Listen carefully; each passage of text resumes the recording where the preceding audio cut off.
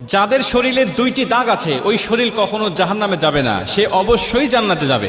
হাদিসটি সহিহ তিরমিজির 1669 নম্বর হাদিস এবং সহিহ আত-তারগিবের 1376 নম্বর হাদিস।